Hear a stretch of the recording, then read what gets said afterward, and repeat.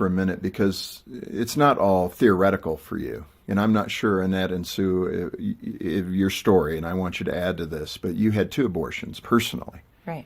And the impact of that on you. Describe, briefly what happened and what state of mind were you in, what state of life were you in. Just give the listeners some perspective on your own abortions.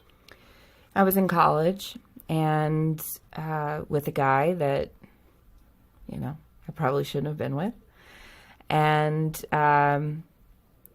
we had a physical relationship very quickly. And the first time I found out I was pregnant, I just remember thinking, this can't happen to me because I'm a good Christian girl. And this doesn't happen to good Christian. And I was on birth control. So, birth control is supposed to hide my sin, right? Wow. And so this can't be happening to me. And I was so afraid of disappointing my parents.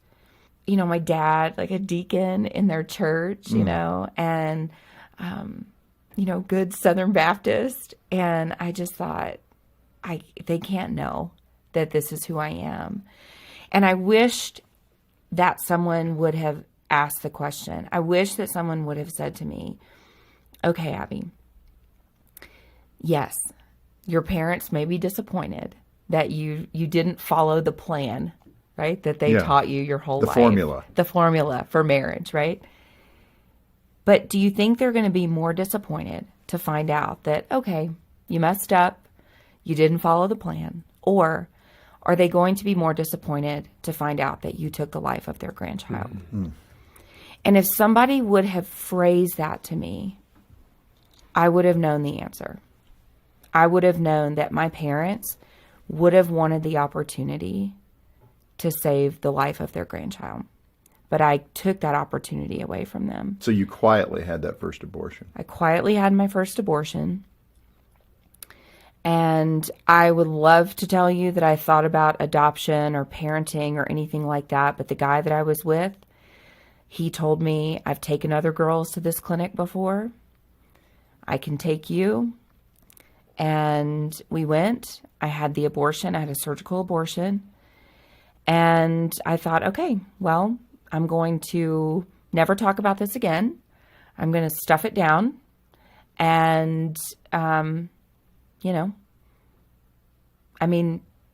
abortion, I remember thinking at the time, abortion's not right. But this time it was me. Yeah. And people just wouldn't understand my situation. Yeah. Then about 3 years later, with the same guy, married him. And he decided that he didn't want to be in our marriage anymore. And after he had left, I found out I was pregnant again.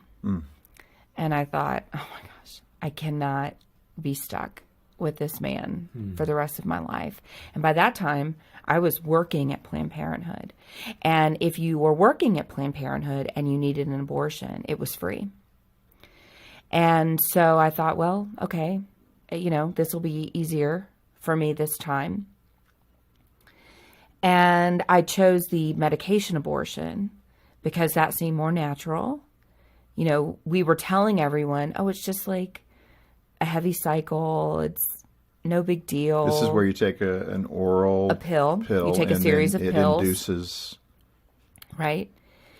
And at the time I just thought, okay, well, no big deal, right? I mean, it'll just be like a cycle that I have every month and no big deal.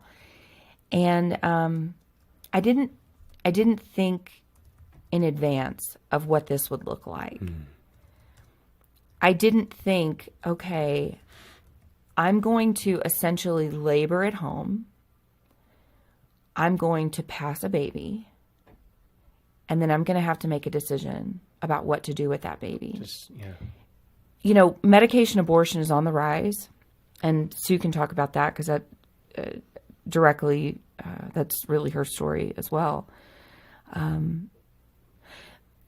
We don't know the long-term effects yet of a generation of women who took a series of pills, were told this was going to be no big deal, and then looked at their baby in the toilet, we don't know emotionally what that is doing to our women. Or to our culture. Yes. The desensitization of human life.